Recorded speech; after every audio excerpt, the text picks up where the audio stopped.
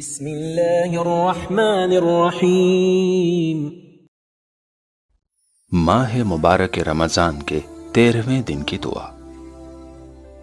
اے اللہ، مجھے اس مہینے میں گندگی اور نجاستوں سے پاک کر دے اور مجھے میری تقدیر پر صبر کرنے کی توفیق عطا فرما۔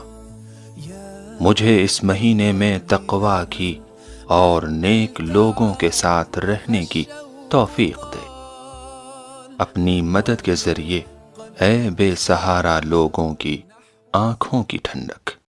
بسم اللہ الرحمن الرحیم۔ اللہم صلی علی محمد و آل محمد۔ آج ماہ مبارک رمضان کے 13ویں دن ہم نے اپنے پروردگار سے دعا کی کہ ہمیں پاکیزہ رکھ گناہوں کی آلودگی سے، اور پروردگار ہمیں ان مقامات پر ہم تیرے سامنے سر تسلیم خم رکھیں کہ جہاں پر تیری مقدرات ہیں اور جہاں پر تیری قضاء و قدر کا ایک فیصلہ ہے، تیری قضاء و قدر کے آگے ہم اپنی بات نہ رکھیں۔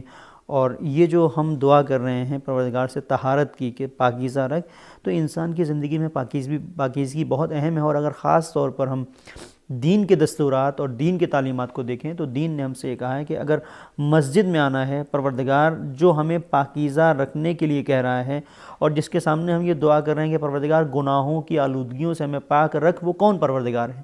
اس نے جب ہمیں اپنی مسجد میں بلایا تو کہا ہے کہ صاف ستھرا لباس پہن کے آؤ۔ اس نے جب ہمیں مسجد میں بلایا ہے تو کہا ہے کہ عطر لگا کے آؤ، خوشبو لگا کے آؤ۔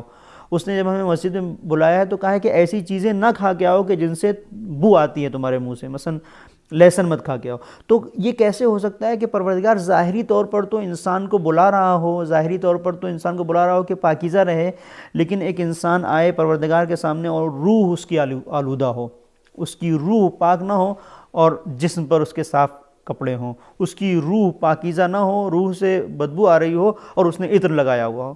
تو یہ ایک عجیب سا ایک متضاد سی چیز سامنے آئے گی۔ اس لیے ضروری ہے کہ جس طرح سے انسان کا ظاہری وجود پاکیزہ ہو، اسی طریقے سے انسان کا باطنی وجود بھی پاکیزہ ہو۔ اور باطن کی پاکیزگی کے سلسلے سے بہت متوجہ کیا ہے احادیث اور روایات میں کہ ایک ظاہری طور پر انسان اگر گندہ ہے یا ظاہری طور پر میل ہے یا ظاہری طور پر کوئی چیز ایسی ہے کہ جہاں پر انسان کو محسوس ہو رہا ہے کہ غلط ہے اور ہٹ جانا چاہیے، جسم پہ ایک مثلا بدنما داغ ہے، انسان اس کو جب تک ہٹائے گا نہیں سکون نہیں ملے گا۔ اسی طریقے سے ضروری ہے کہ انسان یہ دیکھے کہ اس کی روح کے اندر کتنے بدنما داغ ہیں، ان کو ختم کرنے کی کوشش کرے۔ اب ظاہری طور پر اگر ہمارا مثلا چہرہ اگر گندہ ہے اور اس کے اوپر مثال کے طور پر میرے چہرے پر گرد اگر بیٹھی ہوئی ہے تو میں پانی سے اس کو دھو سکتا ہوں، لیکن انسان کی روح اگر آلودہ ہے تو اس کے لیے ضروری ہے کہ انسان توبہ کرے، اپنے آنسوؤں سے اس کو دھوئے۔ انسان کے آنسو، انسان کی توبہ، استغفار، یہ وہ چیزیں ہیں جو روح کو پاکیزہ کرنے کا سبب ہیں۔ ملتا ہے احادیث سے نتیجہ لیتے ہوئے علماء نے بیان کیا کہ 4 طرح کی پاکیزگی ہے۔ پاکیزگی کا پہلا مرحلہ یہ ہے کہ انسان اپنے آپ کو ظاہری طور پر پاک رکھے ہوئے، یعنی صاف شفاف کپڑے پہنے ہوئے ہیں، پاکیزہ یہ ظاہری طور پر انسان، اور انسان کے جسم کے اوپر بھی کوئی آلودگی نہیں ہے، کوئی گندگی نہیں ہے، میل نہیں ہے، یہ ظاہری پاکیزگی ہے۔ پاکیزگی کا دوسرا مرحلہ یہ ہے کہ انسان اپنے اعضاء و جوارح کو گناہوں سے پاک رکھے ہوئے ہے، یہ دوسری منزل ہے پاکیزگی کی۔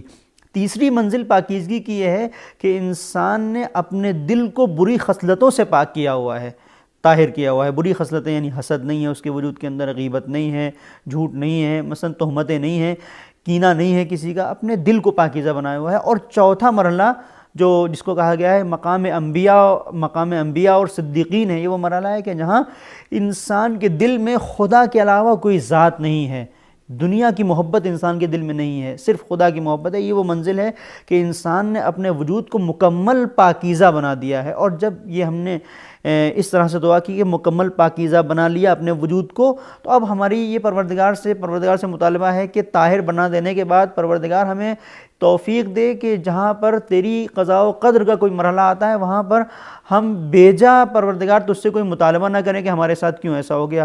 انسان کی زندگی میں بہت سارے ایسے مراحل ہیں کہ پروردگار اپنی حکمتوں کے تحت کچھ چاہتا ہے امتحان لیتا ہے ہمارا.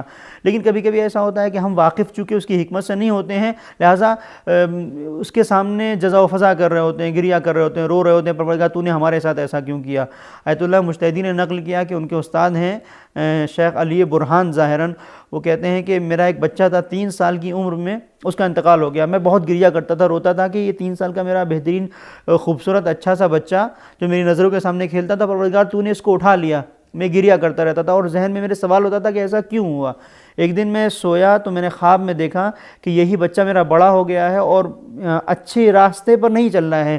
بچہ میرا بڑا ہو گیا لیکن ایک جوان کی صورت میں ہے، اور ایسا ہے کہ جو لوگوں کو ستاتا ہے، پریشان کرتا ہے، جیسا ہونا چاہیے ویسا نہیں ہے. اور لوگ یہ کہہ رہے ہیں کہ یہ علی برہان کا بیٹا ہے دیکھو، اور لوگ یہ کہہ رہے ہیں کہ دیکھو یہ کتنا ایک عالم کا بیٹا ہے اور کس طرح سے ہے. تو یہ وہ چیز تھی کہ انہوں نے خواب میں دیکھا اور فوراً ان کی آنکھ کھلی، متوجہ ہوئے، فوراً استغفار کیا کہ پروردگار مجھے نہیں پتا، تیری مشیت جو کچھ ہے وہی میرے لیے بہتر ہے، جو کچھ میرے لیے تو سوچتا ہے وہی میرے لیے بہتر ہے، اسی کے اندر میری بھلائی ہے، اور جو تو نے فیصلہ کر لیا ہے اس فیصلے کے آگے میں سر تسلیم خم کرتا ہوں.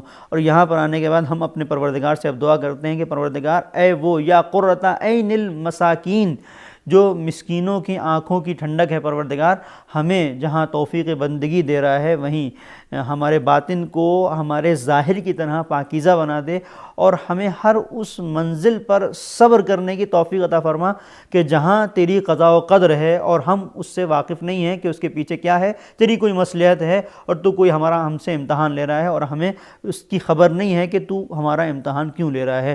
انشاءاللہ اس ماہ بندگی میں ہم سب کو پروردگار توفیق بندگی دے، اور اس دسترخوان رحمت پر جب ہم بیٹھے ہوئے ہیں اور جب اس سے اٹھیں تو کہیں ایسا نہ ہو کہ ہمیں پروردگار نے معاف نہ کیا ہو. صلی اللہ علیہ محمد.